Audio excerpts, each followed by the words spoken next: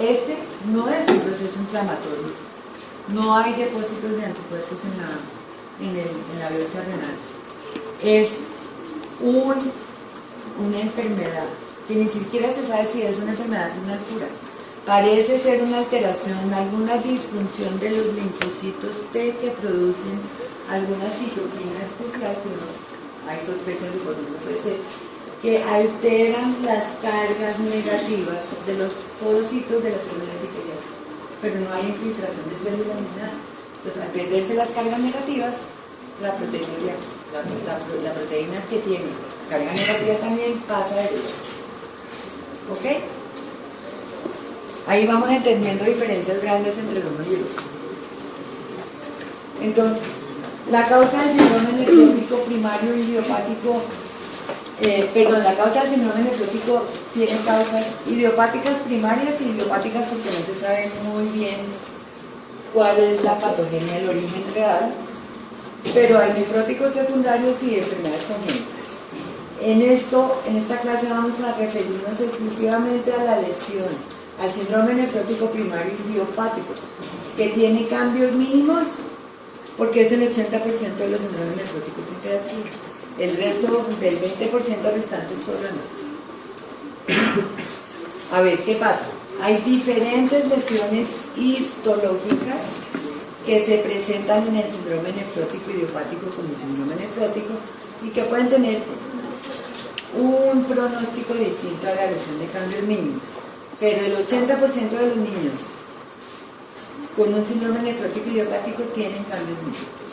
Estas otras también forman parte del primario idiopático, pero son, digamos, lesiones más complejas, de peor pronóstico y que afortunadamente son mucho menos frecuentes. No sé si me expliqué bien. ¿Les quedó claro? No, ¿sí? Les repito. Síndrome nefrótico tiene causas primarias y secundarias. Las secundarias están todas acá. También están lupus, hay infecciones, hay virus, sobre todo la hepatitis es una causa de síndrome nefrótico, pero estas son raras. El síndrome nefrótico más frecuente es el idiopático. Dentro del idiopático hay diferentes lesiones histológicas. En los niños, porque eso también es igual en los adultos, en los niños lo más frecuente es ver una lesión que se llama lesiones de cambios mínimos, que eso es lo que vamos a ver. ¿Sí? ¿Ahora sí? Sigamos. Entonces, como les digo, es la causa más frecuente del síndrome nefrótico del primario. Se presenta fundamentalmente en niños de 2 a 9 años. Usualmente no hay antecedentes familiares, no hay síntomas sistémicos y no tienen componente nefrítico. O sea, no son hipertensos ni tienen hematuria. Digamos, aquí pasa. O sea, no hay síntomas sistémicos, o sea, no hay cosas que le hagan a uno pensar de lupus, no hay hematuria, no hay hipertensión y no hay otras causas evidentes por historias del síndrome nefrótico. La incidencia es, digamos, no es una enfermedad rara, pero no es una enfermedad tan frecuente. Se presentan 2 a 4 casos por 100.000 habitantes. En niños 16 a 100.000, usualmente comienza entre los 2 a 4 años, predomina en el sexo masculino. Sigamos. Y aquí es donde vamos a empezar a entender por qué se produce el síndrome nefrótico. Entonces, aquí está, ¿se acuerdan lo que habíamos visto al comienzo, ¿no? La membrana basal, las células epiteliales y las células endoteliales. Entonces, aquí están las células endoteliales, la membrana basal y las células epiteliales o los podocitos que están separados por las hendiduras por donde se forma el filtrado nuclear. Entonces, lo que les decía anteriormente, por una causa probablemente sistémica que no se conoce bien la etiopatogenia, por alguna linfoquina, porque hay algunos hechos que permiten pensar que sí es una enfermedad que afecta a los linfocitos T. Por ejemplo, hay niños con síndrome nefrótico que les da sarampión y remiten con el sarampión, pero también se exacerba el síndrome nefrótico con algunas infecciones y con las alergias, por ejemplo. Entonces, ¿hay alguna relación entre linfocitos y síndrome nefrótico? El hecho es que se pierde la carga eléctrica de los porocitos de las células epiteliales y eso aumenta el tamaño del poro, simplemente deja pasar la proteinuria porque se altera la permeabilidad y se comienzan a pasar proteínas séricas hacia el lado urinario y empiezan a escutarse en la orina. Entonces hay pérdida de proteínas, incluyendo sobre todo alguna, pero algunas inmunoglobulinas. Eso asociado con el tema que les contaba de la inmunosupresión que pueden tener por linfocitos T que no están funcionando normalmente, mayor susceptibilidad a infecciones.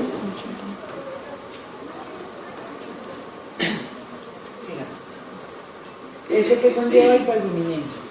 Hasta ahora hemos entendido. ¿Hay alguna pregunta?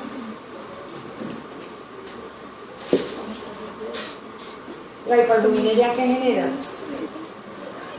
Evidentemente, hiposmolaridad sérica, pérdida de la presión osmótica intravascular, paso de líquidos del compartimento vascular al extracelular, hipoperfusión de muchos órganos. Esta hipoalbuminemia hace que en el hígado haya aumento de la síntesis de transportadores de lipoproteínas y síntesis de colesterol, y eso es lo que explica la hipercolesterolemia. Pero también dentro de la pérdida de proteínas y la hipoperfusión la disminución de la osmolaridad sérica, hay factores que hacen que aumente el riesgo de trombosis, porque por un lado se pierden factores anticoagulantes en orina, pero también esto de la reducción del volumen intravascular y de la hemoconcentración favorece. A veces pueden llegar niños de estos con plaquetas muy altas, pero por hemoconcentración, digamos.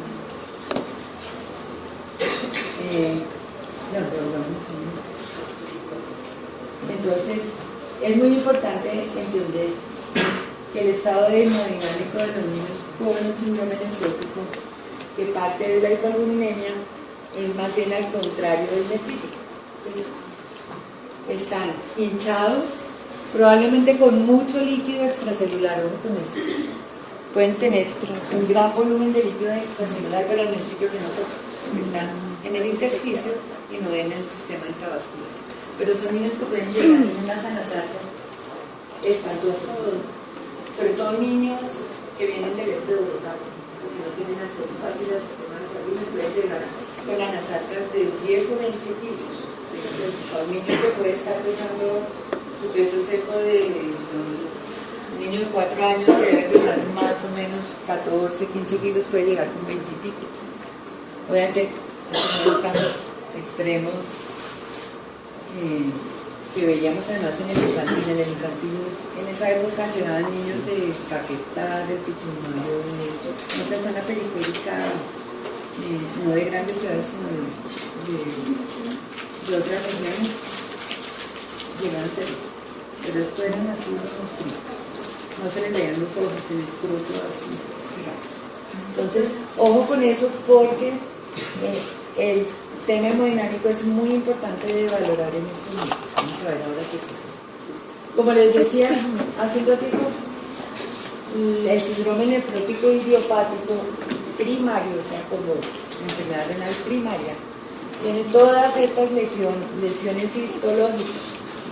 Esto es mucho más frecuente en adultos, esta sí es más frecuente en adultos, esta se puede ver en niños y en adultos.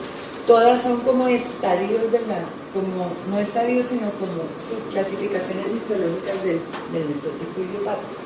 Pero en niños, afortunadamente, 80% o más son cambios mínimos, digamos. Entonces, ¿qué son cambios mínimos? Glomérulos ópticamente normales. Ahí no se ve la proliferación celular que se ve en la glomerulonefritis aguda, no se ven las membranas basales alteradas. Es normal. Hay algunos cambios muy sutiles, pero en esencia, el glomérulo ópticamente en el microscopio de luz es normal. La inmunofluorescencia, negativo, ahí no hay nada de depósito.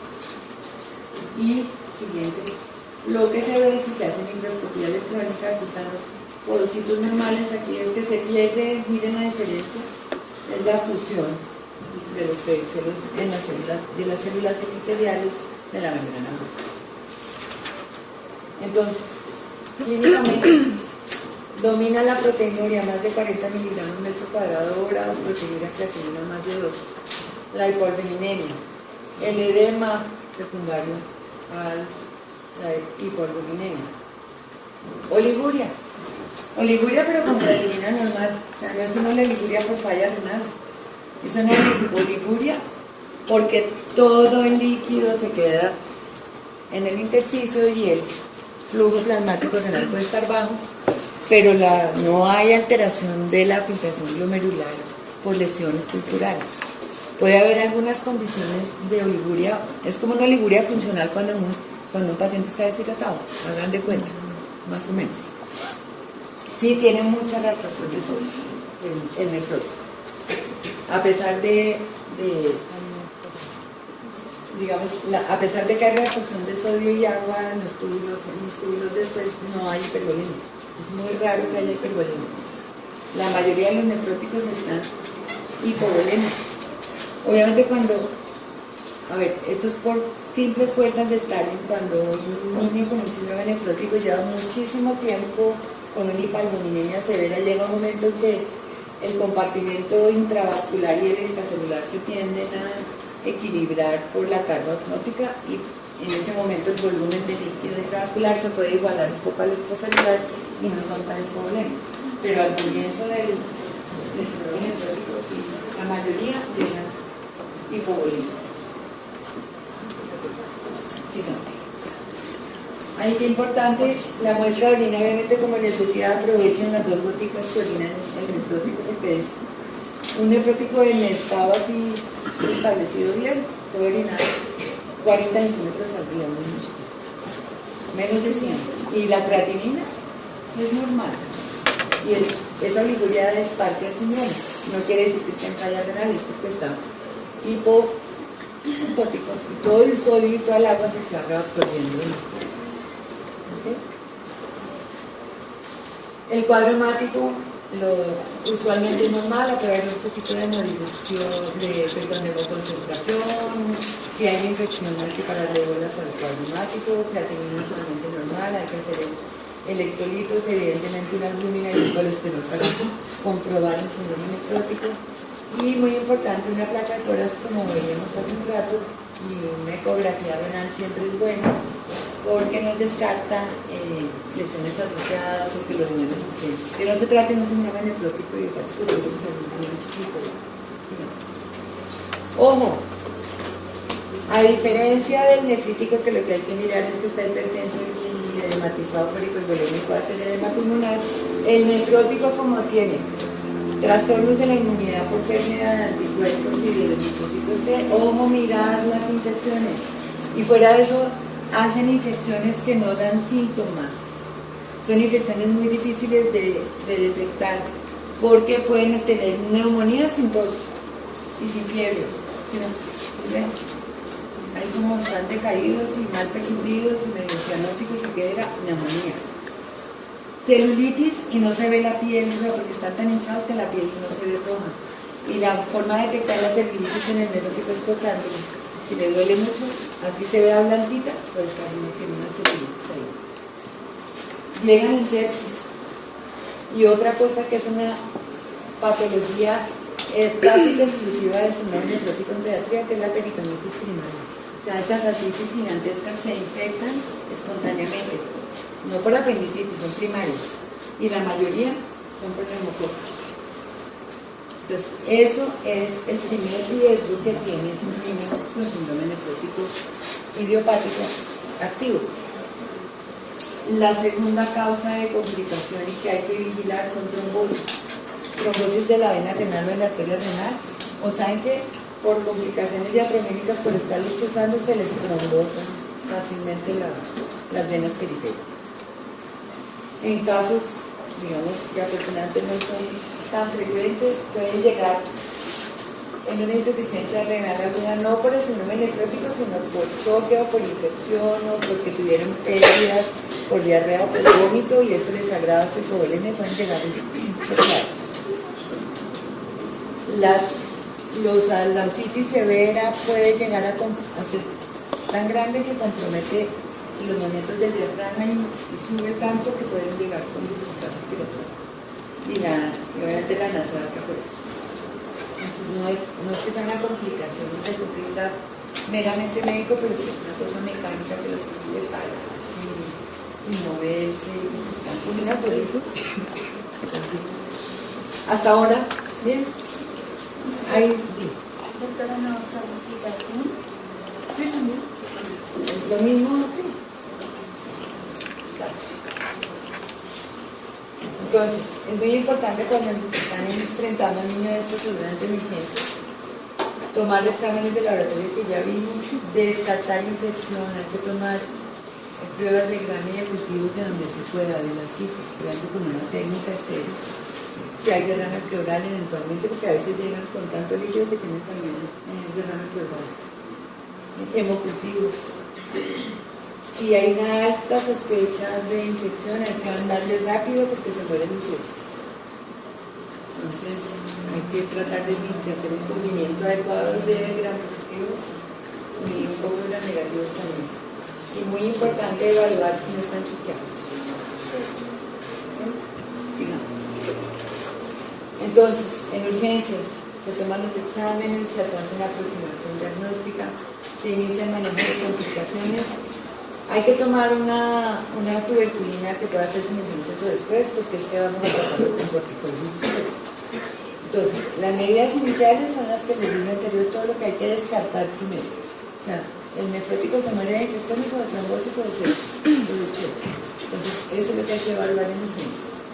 Si todo eso está bien y no hay eso, la mayoría de los niños con nefrótico, sobre todo si están bien hinchaditos, se hospitalizan para monitorizar en todo caso el estado hemodinámico, presión arterial, para mirar efectivamente cuánto está orinando, para que no se siga hinchando más, hay que restringir sal, hacer un control estricto de líquidos, pesarlos todos los días.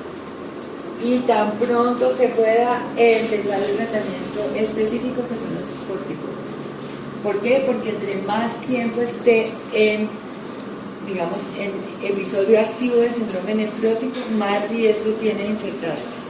Entonces, contradictoriamente, paradójicamente, podríamos decir, el corticoide se debe iniciar lo más pronto posible. En niños infectados, usualmente lo que hacemos es que se dan 2 o 3 días de antibióticos y se controla, digamos, la fase aguda de la infección, e inmediatamente se empiezan los esteroides con el antibiótico. ¿Por qué? Porque es más grave la inmunosupresión del nefrótico en recaída que de lo que le puedan dar los esteroides. ¿Ok? Es más, las infecciones muchas veces se tratan solas cuando el niño remite del síndrome nefrótico. Entonces, hay una asociación importantísima entre recaída o estado activo del nefrótico e inmunosupresión e infecciones. Inclusive, niños con síndrome nefrótico que ya están estables y que, bueno, están sin recaída, les da una infección y pueden recaer. Es la principal causa de recaída, que recaigan por infección. Pues, ojo con ese tema de las infecciones, porque es lo que desde el punto de vista pediátrico debe conocer un pediatra o un médico general cuando se enfrenta a un nefrótico.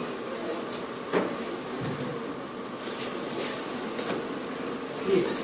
Entonces, desde el punto de vista de los enemas, el enema, como les decía a ustedes, es cosmético, no es lo más importante, y quitarle el edema palpebral a un niño para que la mamá esté más tranquila, pues no siempre se justifica, hay que explicarle muy bien a los papás de qué se trata el problema. Y con simplemente restringir completamente, la sal en la dieta y un poco los líquidos, la mayoría de los edemas cuando son leves se controlan mientras el paciente remite. Vamos a ver ahorita cómo se hace el remitir. En cambio, cuando los edemas ya pasan de moderados a severos, se puede evaluar la posibilidad de dar diuréticos orales. Ojo, nunca diuréticos indiscriminados endovenosos por el estado de hipovolemia. Y un exceso de una respuesta diurética puede generar una trombosis, un choque, una hipotensión. Entonces,